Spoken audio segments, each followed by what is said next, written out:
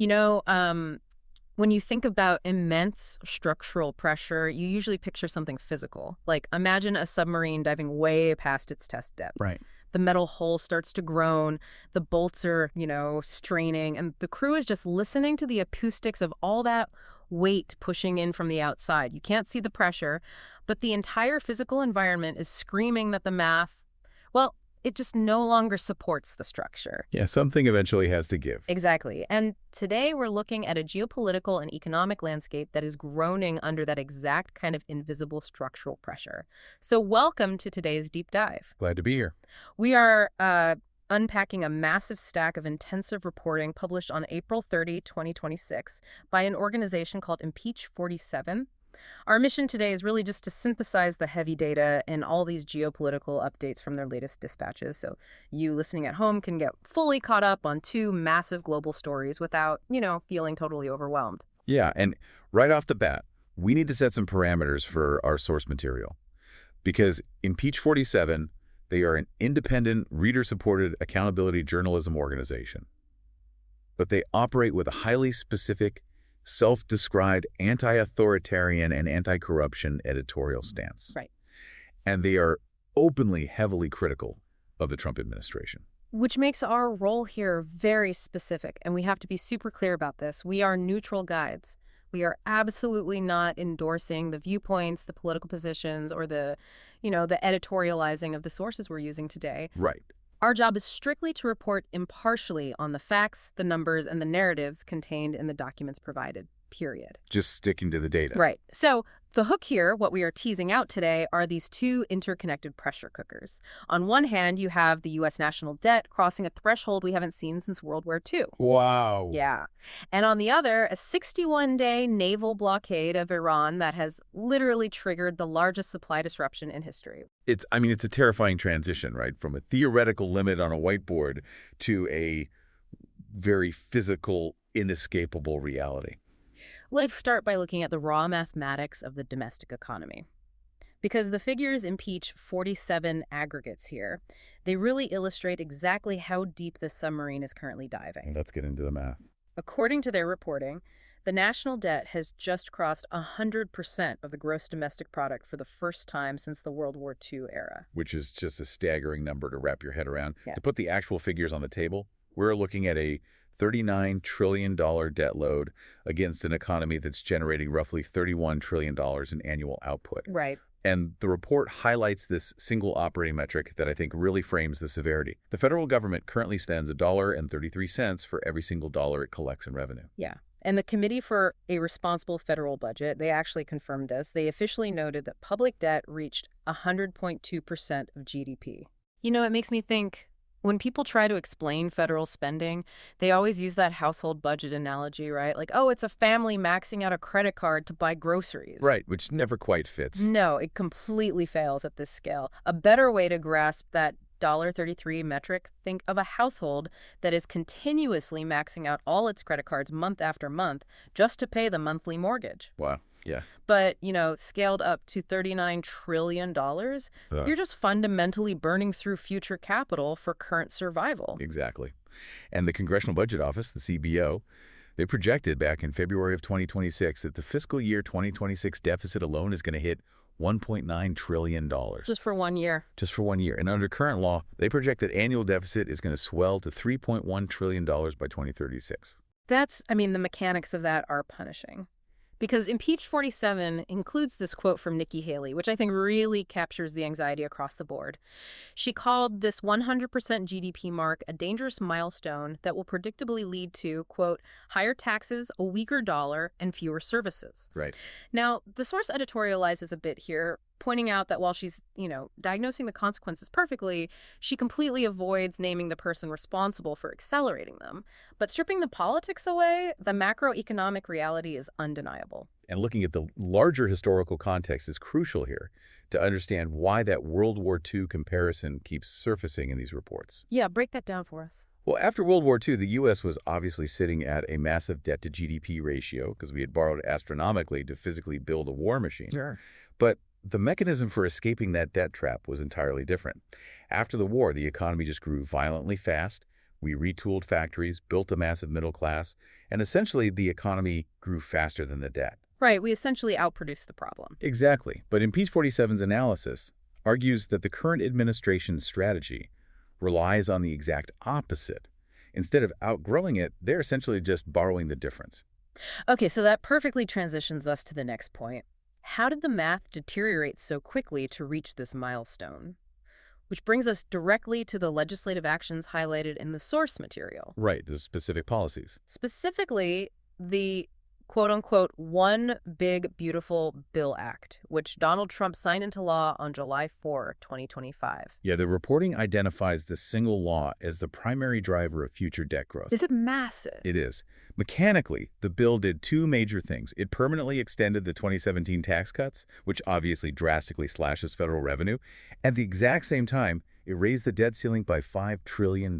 Which the CBO estimates will add $3.4 trillion to federal deficits over 10 years. And the Tax Foundation actually puts it even higher at $4.6 trillion. Exactly. You are systematically dismantling the revenue collection while lifting the ceiling on how much you can borrow. But wait, I have to push back on the source's narrative here for a second, or at least point out a massive contradiction in the data they provided. Okay, what is it? So we're looking at the administration's proposed fiscal 2027 budget, which came out in April 2026. And the White House projects the deficit will actually peak at $2.1 trillion and then begin declining. Right. But if the administration is extending massive tax cuts, how does the new fiscal 2027 budget also justify a staggering 40% increase in defense spending? How do you slash revenue, boost defense by 40%, and project a declining deficit? You've identified the exact economic paradox that the source material points out. You just can't. You cannot simultaneously slash revenue, aggressively boost defense spending, and mathematically arrive at a declining deficit. It makes no sense. It doesn't. Yeah. Which is why the reporting notes that economists view this projection with deep, deep skepticism. Under the CBO's actual projections, debt to GDP will hit 120% by the mid-2030s, leaving a much bigger bill for the next generation. Wow. But we need to look really closely at that 40% defense bump you mentioned. Because that isn't just a theoretical accounting figure on a spreadsheet. Right. It leads us directly into the second major narrative in our source material. That money is being burned right now to enforce a massive geopolitical crisis. Yes. The geopolitical spark. The U.S. military is currently enforcing a massive 61-day naval blockade around Iran's ports. And the economic blowback from this is just staggering. It's completely upending global markets. To grasp the sheer scale of it, the blockade has severely impacted the Strait of Hormuz. For context, roughly 1/5 of the world's total oil and natural gas supply flows through that corridor, 20% of the global energy diet. Yeah, and tanker transits have plummeted to single digits. You simply cannot sail an uninsured supertanker into an active military zone. Exactly. The International Energy Agency, the IEA, they have officially declared this the, quote, largest supply disruption in history. In history, not just recent memory. Right. And you see it immediately in the commodity markets. Global crude prices rose for 8 straight days. Brent crude spiked to $126 a barrel, which is the highest it's been in 4 years. And that translates instantly to the consumer. Oh, absolutely. U.S. gas averages hit $4.23 a gallon. In places like Los Angeles, stations are posting prices above $8 a gallon. Which raises the fundamental question, what's the diplomatic endgame here? Right, and the reporting details that Iran actually put forward a 2-stage proposal. Stage 1, reopen the Strait of Hormuz. Stage 2, negotiate the nuclear program. Which, if you look at standard arms negotiation frameworks, is very typical. You build confidence with an interim, step-like reopening shipping lanes to create the diplomatic space for the real nuclear talks. But the administration completely rejected it, and this is where I really have to question the diplomatic leverage here. If the ultimate stated goal is preventing nuclear development, why flat out reject Iran's offer to reopen the strait and actually talk? Like, what is the strategic logic of demanding 0 interim steps? Well, the source material analyzes this heavily.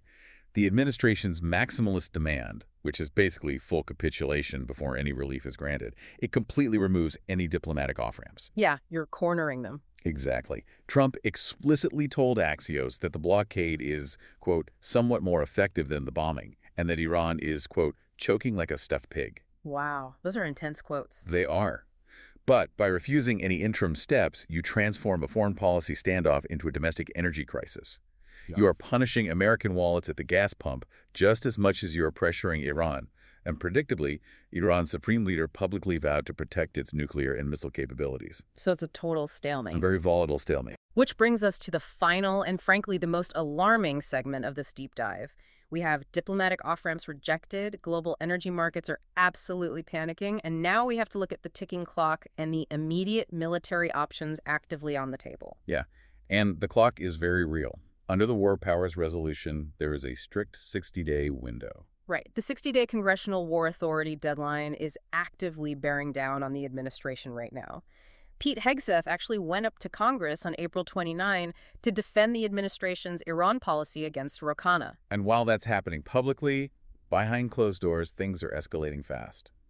The documents outline that the commander of U.S. Central Command, Admiral Brad Cooper, and senior defense official General Dan Kane formally briefed the president on military escalation options. And these are not small options. The specific military actions presented include a, quote, short and powerful wave of strikes on Iranian infrastructure, ground forces taking physical control of part of the Strait of Hormuz, and special forces operations to secure Iran's highly enriched uranium. Which is just a massive paradigm-shifting escalation. But wait, here is the glaring contradiction that just jumps out of the reporting. The president is publicly claiming to Axios that the blockade is working, right? He says it's better than bombing. Right. Yet simultaneously, he is taking high-level CNTCOM briefings on launching infrastructure strikes and deploying ground forces.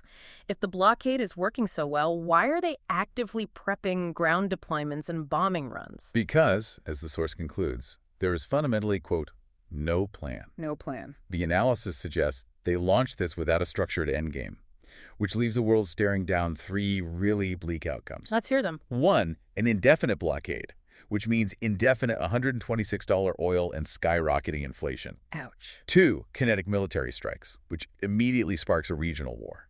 Or three, a quiet unwinding where the U.S. just backs down when the domestic pressure gets too high. Wow. And what ties this all together is this triad of pressures. You have the 60-day congressional war deadline forcing a legal decision. Yep. You have the economic pressure of $126 oil, and you have no negotiated framework. This combination is forcefully pushing the administration toward potential kinetic military action, completely altering the global security landscape.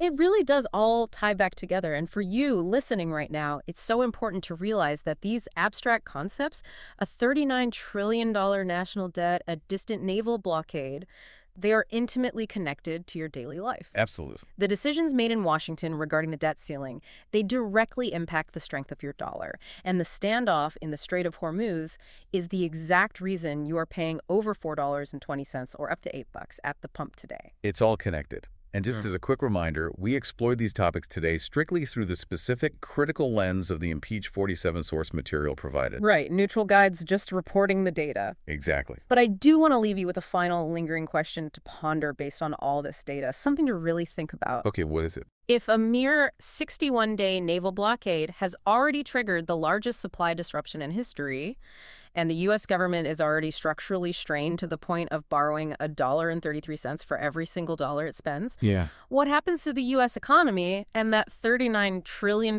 debt load if those Seaton and Talcom military options are actually greenlit tomorrow? That is the ultimate question. Thanks for joining us on this deep dive. Keep questioning the data, and we'll catch you on the next one.